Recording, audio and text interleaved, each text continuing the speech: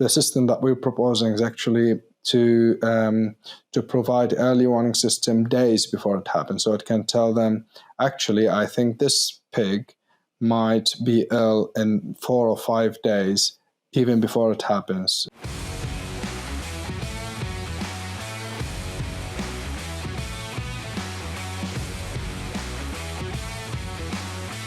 Welcome to the Swine Canada podcast show, brought to you by Wisenetics.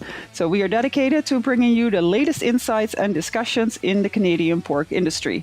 So my name is Miranda Smith, and I'll be the host for today's episode. And today's guest is Ali Alameer from the University of Salford in Manchester, United Kingdom. So we're going to talk today about AI, but not artificial insemination, which is what most pork producers will think about when they hear AI. We're going to talk about the other AI, artificial intelligence. So Ali, welcome to the show. Thanks for having me. Yeah, so before we get started on AI, can you first give us a little bit of an introduction of yourself and like your background and how you ended up in your current position? Sure. So my background, as you stated, is mainly artificial intelligence. It's actually purely artificial intelligence. I got a PhD at Newcastle University in the United Kingdom, in England, in 2018. And that is purely machine vision, artificial intelligence, developing models that look at the scene and make sense of it. So you have a camera, look at the environment, and then make sense. This is a cup, this is a phone, this is whatever happening in the scene, and make processes quickly accordingly. Then after that, when I finished my PhD, I was open to take all these kind of knowledge that I had from my PhD to solve complex real-world problems. And that's when I started my first postdoctoral position. And that was also at Newcastle University. And the position was interesting because, and this is what I love about these kind of projects, which is very interdisciplinary. So the position was mainly to do precision pig farming, so all about pigs and their health and welfare, but applying machine vision and AI to somehow enhance the health and welfare and creating an early warning systems that detects any compromises in health. We'll go into details of that piece of research maybe later, but then I moved to Queen's University, Belfast, in Northern Ireland for another postdoctoral position and continued that kind of research. So also taking the knowledge of AI and machine vision and doing other pieces of work to do with tail biting detection and other kind of problems in the industry. And then here, University of Salford as a lecturer, but here is purely AI position, but I'm continuing my network, working with leading researchers in Europe and in the UK to do research on detecting problems, behaviors of animals, mainly on pigs, but I'm also doing other pieces of work now with the University of Bristol on cows and other kind of behavior. So that's a small introduction about my background. Perfect. Yeah. I think when people hear artificial intelligence and pigs, like they probably wonder what do they have in common, or but you already explained it a little bit. Like you're looking at behavior. So can you talk a little bit about your most recent work with AI and machine vision and how to monitor pig behavior using those systems? Yeah, so the story is almost the same with every piece of research that have done since 10 years ago. The story is the same. So you have pixels, cameras, looking at the scene, which is pixels, which is the same story of machine vision in general. And from that, you extract as much information as possible from animals, pigs, and pens. So first of all, the technology is non-invasive. So some of the practices that exist in Europe or in China require some kind of sensors attached to animals to then track them and get information, estimating their postures and stuff. So what I like about this technology is that it is fully non-invasive. So you just have the camera hooked up at the ceiling of the pen, and it monitors tens of animals at the same time and provide these kind of data about them real time or retrospectively. So yeah, so this is the main kind of picture, but I'm doing this in many ways. It's getting more complicated now. The more AI is becoming more sophisticated and more advanced, the kind of behaviors that I'm now doing in my current research is getting also as advanced as that. So the last piece of research is one of my PhD students actually done is also using transformer model. So transformer models are very recent machine vision models. The idea is inspired by ChatGPT itself. So it's, in AI, you have two main fields, machine vision and natural language processing. So whenever you hear machine vision, it's cameras, pixels, images. Whenever you hear natural language processing, it's text. It's ChatGPT kind of technology. And they both work hand in hand, these two fields. One field take ideas from the other. So that's how this is interesting, because vision transformer is almost copying some of the attention mechanism and some of the methods used for natural language processing. So in that, we use these kind of technologies on pigs to detect kind of behaviors related to contact and other kind of behaviors in pigs, and extract behaviors. Other pieces of work with the university, with SRUC, which is in Edinburgh in Scotland.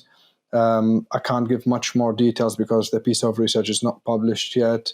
But what we've done for them here is tracking their pigs and providing them with metrics regarding what's the total distance travel, what the speed of each pig traveling, and they're doing some kind of research to determine hierarchy between pigs and dominance, and seeing and researching how genetically some of the pigs don't know when to retreat and other kind of details like that. I'm not an expert of that, so they just give me the data and expect me to do the kind of stuff they want to do from them.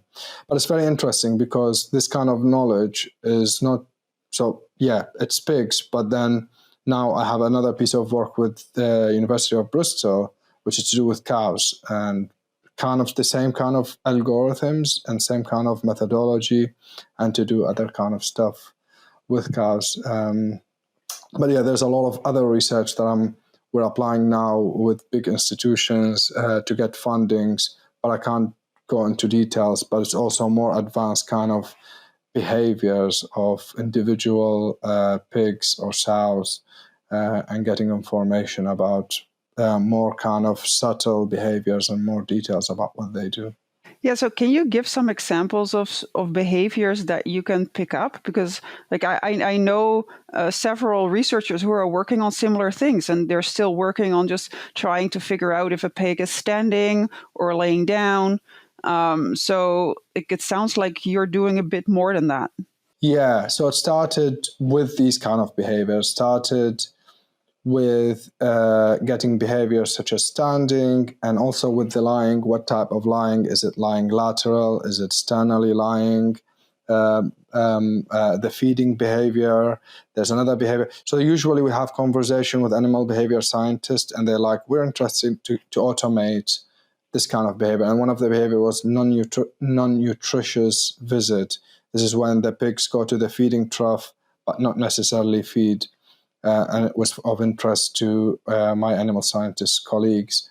Other behaviors was the contact. So whenever one pig's head is in contact with another pig's tail, we also automated detection for that.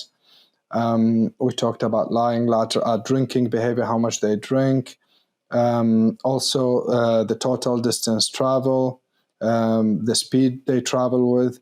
And the most exciting part of that is that you get all these kind of metrics for each individual pig's long term. So you end up with one inexpensive camera put on the top of the ceiling of a pen. You end up with profiles for each individual pig, telling them information about it. And actually, I'm going to reveal my next funding idea for it is actually a large language model that sit on top of that, where you can have a conversation literally about your pig. Tell me what pig number one is doing. Tell me what to. So farmers don't necessarily anymore end up with these massive CSV files, which tells them what pigs are and which pig it is. They can literally have a conversation, such as what's happening with ChatGPT about their pigs, and can tell them what they can do, what kind of practices they can do to enhance. But this is far in the future. But the stuff I've done is mainly that, yeah. So that's very interesting. So, like farmers might be wondering, how can this apply to me? So clearly we're not quite there yet that it's ready for commercial farms. But like, what would you say, like, what the future might look like for producers? Yeah, basically, it's really within sight, because I myself have lucky to have worked in both fields of AI, which is machine vision and natural language processing. And I have several projects in natural language processing to develop large language model to do other stuff. With the insurance sector, I have a big project actually, and with another company to do with court system transcribing, another kind of big project to do purely with natural language processing and large language model. So literally providing a large language model that help companies to handle claimants for insurance and detecting fraud. And the main important piece of this work is ethics, of course, making sure it doesn't discriminate and doesn't have biases to some of the protected area. Well, that's outside the kind of the theme of this podcast. So yeah, but I took these kind of ideas and I'm like, why don't we actually take these large language models and then embed them in a friendly way, in a graphically friendly way to farmers, and then it can tell farmers anything they need to know about their animals. So you look at your pigs and it tells you pig number X is doing X and Y and Z. That's how it's behaved in the last 7 days. This is maybe a problem. So that's again feedback to the research which I also done in the past, which is to do with creating an early warning systems. So the whole idea of crafting and quantifying these behaviors is not just for the sake of quantifying them. The idea is to actually develop an early warning system in which this behavior or the anomaly of this behavior can precede clinical symptoms and can tell you that actually there's a problem with this pig. Maybe do something now rather than waiting for the problem to escalate. Similarly with tail biting and similarly with other research. So the idea is getting the behavior to save a lot of money for farmers for whatever problems they have. Because what I understood working in this industry, each farm has its own kind of problems, its own kind of challenges. So whatever problems farmer might have in their own kind of practice, AI can come and save a lot if the problem is actually costing a lot of money, which can be tail biting and other kind of problems. So yeah, that's why we get the behavior. But yeah, on top of that, when large language models sit on top of that, that's when it becomes a conversation with the animals, literally. Not a conversation, it's a one-side conversation. So the farmer have like information about their animals as much as possible and getting these kind of data that can tell them what's going on and stuff. That'll be very interesting. So basically, a producer can just ask the system which of my animals might be getting sick, for example. Yes, basically. Because like right now, quite often we'll have to wait until the animal stops eating, but usually there's already reduced activity before they stop eating, right? So you're saying like your system would probably be able to pick up on that. Yeah, basically. So the system that we're proposing is actually to provide early warning system days before it happens. So it can tell them, actually, I think this pig might be ill in 4 or 5 days, even before it happens. So maybe do something now rather than... So that's how we actually validate these systems. When we create all these kind of trials, we always have data. For example, we took data from Denmark, we took data from Ireland, England. What we do is we know there's a problem with the data. We know there's, for example, some pigs will have problems whether digestive problem, whether respiratory problems. And we develop these systems retrospectively, and then we test. So we know with day 0 is the day that the pigs are gonna exhibit or actually they have the actual health problem. So we develop the systems to look at the historical data, train them on these historical data, and then whenever it happens in the future, from these historical data, because that's what AI is all about, learning about these patterns of behaviors. So you first detect the behaviors, and then the patterns of behaviors you use as another stage to then give an early warning system to specific problems, let's say. So there are some problems to do with tail biting or digestive problem or respiratory problems or whatever problems that may be.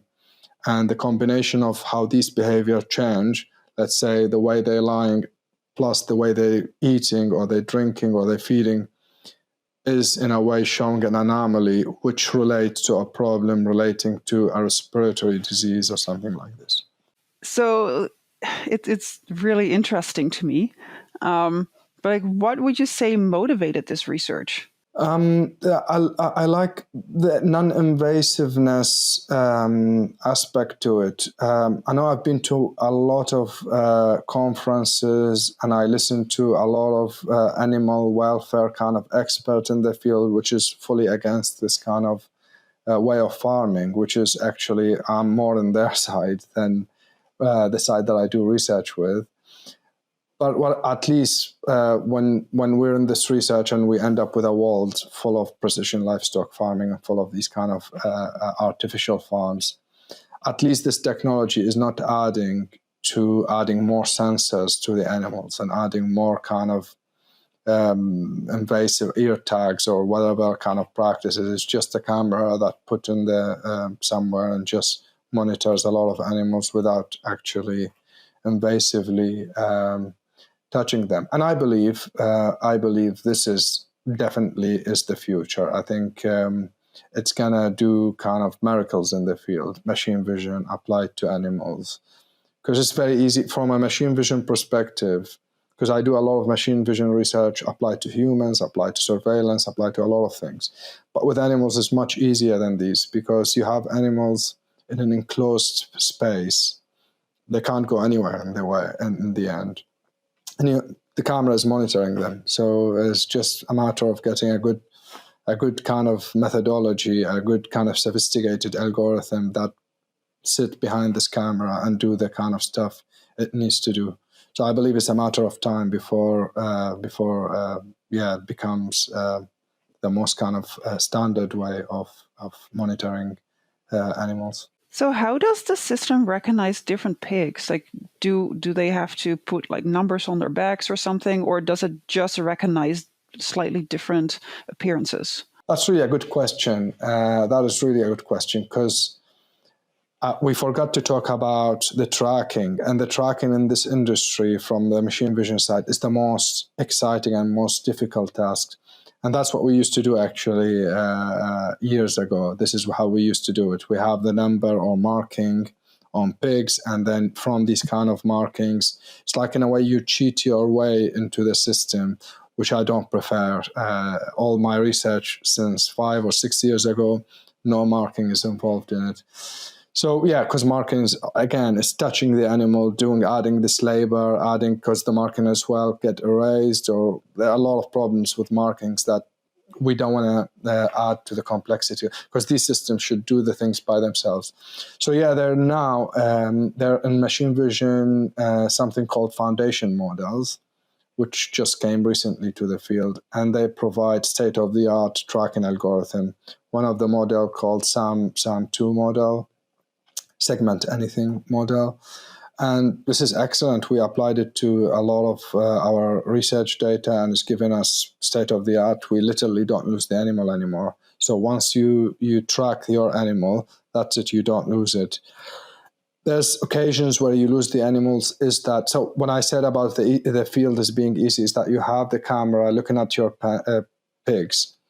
They don't leave the field of vision, and that's when it becomes easy. You can never lose their ID if you have a good tracking algorithm, and we have achieved now 99.5% 100% multiple object tracking accuracy, which is the standard metrics for tracking animals using these. But when you lose them, there are methods for re-identification. So for example, let's say the pen is too big that it cannot be covered with one camera. So you try then to have 2 cameras or 3 cameras. So for example, one of the data we have 6 cameras in cows to cover one pen. And in that case, there are other algorithms that sit within the SAM, within the tracking algorithm, that can then map the field of view of each camera, such as the homography. I don't want to bore your listeners with a lot of the terms from machine vision size, but all I was trying to say is that there are algorithms that now we're working on. We're solving almost the field of tracking. So there are two challenges when it comes to machine vision applied to animals. Tracking, which is excellently highlighted by your question. So you want to track your animals for days and months. It's not good to come up with an algorithm that say, oh, I can track the animals for 30 minutes and then I lose it. That will be of no practical use to anybody from the animal behavior side. They want to have consistent tracking for days and weeks to know what's happening to their animals one by one. And the other one is behavior. So the 2 challenges. Behavior is almost solved now, depending on which behavior. But now the algorithm that I publish, for example, it does very high accuracy to detect these kind of behaviors that we talked about. But the tracking is the interesting one. So you want both of these to work in order to have a system that actually inform farmers about what's going on. So would you say like the systems that you use and that you have developed, are they like public domain, or are you working with someone to commercialize this, or like what does that look like? There's very little commercialization going on. So it was research we've done a long time ago, and it's all public domain. Yeah. So most of the pieces of research I've done is all published, and the code is publicly available. So anybody from my side of the field, once they see a paper published, they know what I'm doing. So when I say, for example, when I did a piece of work in 2018 and there's a model called YOLO, You Only Look Once, version 2, they automatically know if they want to replicate this paper, they need to use YOLO V11, because YOLO went from version 2 to now version 11. And of course, version 11 will give you even better performance than the paper that I published. So that's the challenge when it comes to my field, because the literature is very quickly it's very quickly progressing. So when I write a proposal, and I'm now writing many proposals, the thing I write a month ago, I have to update everything now, and I will update everything in a month's time, because it is really challenging in terms of keeping up. So if I did a piece of research and published in 2020, the algorithm is the same, the way it works is the same. Whoever wants to deploy it later, they need to, for their own sake, they need to take a recent version of whatever model we developed to make it even work better. But yeah, they're all public domain. The ideas of them are not that kind of complicated, because these algorithms in machine vision, they're publicly available. They've been tested on human, on a lot of things. It just needs somebody who know these algorithms, familiar with, and just apply them in the same way or develop them in the same way we did them. And the data set is available as well, so they can use also annotated data set and stuff like this to use these. So yeah, you say like, you just need to put it, use it in pigs, but like, I know that there's a lot that goes into that, right? Like to train the system, how much footage or how many pictures do you need? Like it's thousands, right? That is correct, yeah. So this is, again, a challenge within the field. So I think it's inevitable from people from that domain, they need an AI kind of expert or specialist to be involved in the piece of research. I examined a lot of PhD students who are doing it by themselves, and we found some kind of gap in their implementations. So for example, you have a PhD student who's fully from the animal behavior side, doing a PhD about using computer vision, and they end up spending 3 years of their PhD just learning about computer vision. In the end, the product has a lot of problems, especially with validation. Validation is an important one. You want to validate your machine vision system in a very strict way, where you scrutinize it, you show it example from other farms, other pens, to then say, actually, I have a good machine vision system that does X and Y and Z. You can't just validate it on not a good machine learning practice and do that. So when you develop a machine vision system, you're expected to have a lot of data, annotated data. There's a lot of them now available online. My previous research, most of the data is thousands of images labeled. It's available online. There's other researchers putting a lot of data now online. So the problem of data is no longer a bottleneck, but still, because if you need to validate to your specific data, then you need to annotate yourself. And that's a pain where everybody in the field has to go through, because there's no way of validating your system without having a manually kind of annotated data to actually prove that the system can do the job in your own farm. And from my years of experience in the field, and I read a lot of research proposal actually from Canada as well, and sometimes I reject these proposals because they write this amazing proposal, but they forget to validate. So they say, we're using this kind of machine vision system that's already developed and tested and validated in X and Y and Z. We're just going to apply it to our farm. And that's no good. You need kind of a little work package to just validate to your own data, making sure actually the system that you're deploying from X company or Y company actually works well on your farm and how well it works. Because these systems also, once they've been published or work, they give you, let's say, 90% accuracy. So they're not 100% accurate. Then when it works on your farm, I would expect it to go 80%. So we need this kind of number or metric to actually, because there's the other field that I work in now called AI trust. And that's very important, because if farmers don't trust their AI, then what's the use of it? If they always suspect AI decisions, then there's no use. If you want to deploy a good AI system, it should be trustworthy. You should trust this kind of decision making. Then you can take it from there into real world practice. That makes a lot of sense. And I like what you're saying about like PhD students spending 3 years of their time trying to learn about AI and then still ending up with something that doesn't quite work. So it kind of goes to show like how important it is for collaboration, because like at the same time, I think you need the collaboration of the animal welfare people to tell you what the system is actually seeing, right? Because like that's not your expertise. Your expertise is telling the system like, okay, this is what we're seeing. But so you kind of need both worlds to come together to create this system. Yeah, and nothing makes me more happier than getting a contact from universities, from people from the other side saying, oh, we have this data, can you help us do X and Y and Z? And we have these kind of interesting conversations about how we can take this kind of collaboration forward. It is sad that there are not many people in the world that have the synergy, like they have the machine and the AI kind of background and the kind of livestock animal farming. Because I would love to see a lot of these synergy going on, because this is the future. If you want to invest, this is where you should invest your future. You have a camera that does anything you wanna invest in. I'm not saying that. I hope I'm not projecting the idea that human is not required in the loop, because that's my research is exactly the opposite from that. Human is still required, but it could aid farmers or whoever is in the practice to make better decisions, to understand more about their animals, to just make them work better with their animals, rather than saying, oh, reduce all the animals and replace them with a silicon and it will do the job for you.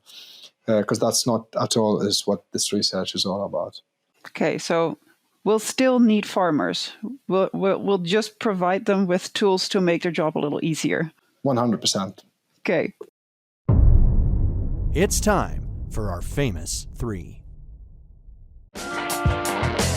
WiseNetics turns podcast airtime into brand authority. We don't sell ads, we elevate voices. If you're ready to boost your authority in the industry, scan the QR code on screen and speak with a brand authority specialist. Let's transform expertise into influence, starting now. Perfect. Okay, so I think that's a good place to end it. So then we have usually 3 final questions.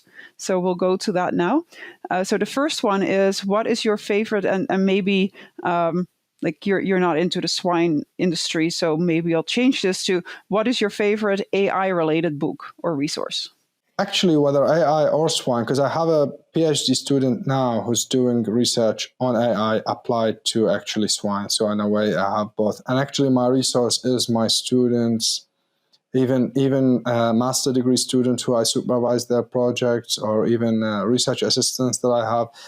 I find, like, I read a lot of books, I read a lot of papers, I peer review papers, but the most kind of resource of up-to-date, good information is when you interact with my PhD students or RAs. They have this interesting kind of view about how to solve problems, and they're literally my best resource. Anything I do, I go to them. What do you think about X and Y and Z? And they can be critical, and this make you think twice about, especially with AI, because the literature is going very fast forward. So it's always nice to have a team around you that actually give you up-to-date knowledge, or they can challenge your idea, or they can transform the way anybody think. That's a very interesting answer. I think some people will say that another person is their resource, but I've never had anyone say it's their PhD students or even their master students. But I think it makes sense in your field a bit more than in ours, because your field goes so fast that the PhD students probably are the ones that are most on top of all the new developments. Yeah, they're very excited about it as well. The excitement, I mean, there are new development every day in the field. And I think it's impossible for one person sitting in a room and just updating themselves about every kind of AI developments that's happening in the field. So in these kind of way, you need a big team of researchers, of individuals to keep actually nudging you. So I teach, for example, the deep learning module here at the University of Salford for master degree students. And you have a big cohort of students. Sometimes you get the one student asking a question that I myself don't know about, which prompt me to go then and do research about whatever question I had, because I don't want to come across as behind the literature. And that's how I find it very exciting, because they can always keep you up to date with what's going on, and they want to learn. They come to study AI. They want to be at the forefront of cutting edge technologies, and they want to learn these things. So yeah, I find it interesting. I created actually a GitHub repository for them, so they can also themselves contribute to the teaching and add codes and materials to aid their own learning. Oh, interesting. Okay. All right. So the next question is, what is your favorite book or resource outside of, AI and swine? I would say there are a lot of books on AI bias and fairness and ethics in AI, because that's actually my main now line of research. And there's a book called The Weapon of Math Destruction. And that is a very interesting, it's very eye-opener. And yeah, it's all to do with how AI, everybody's excited about AI, but nobody thinks of the consequences of AI. AI is proven to be, every piece of research we're doing, AI is biased, AI is unfair, AI discriminates against minorities, against a lot of things. All the system we've done almost that we did investigation to refine that. So yeah, I'm very excited about the field of ethics in AI. I got several funded projects to work on these, and the problem seems to be getting even more and more complicated than reaching actually a solution. So people need to know about how AI can be biased, can be unfair. They need to have, whoever uses AI, we talked about PhD students, for example, learning AI to do it a piece, but they need to know that the data has to be well kind of balanced, well kind of representative, because if the data that anyone uses to train an AI is not representative enough, the AI itself become unfair or biased against some kind of demographic within that data.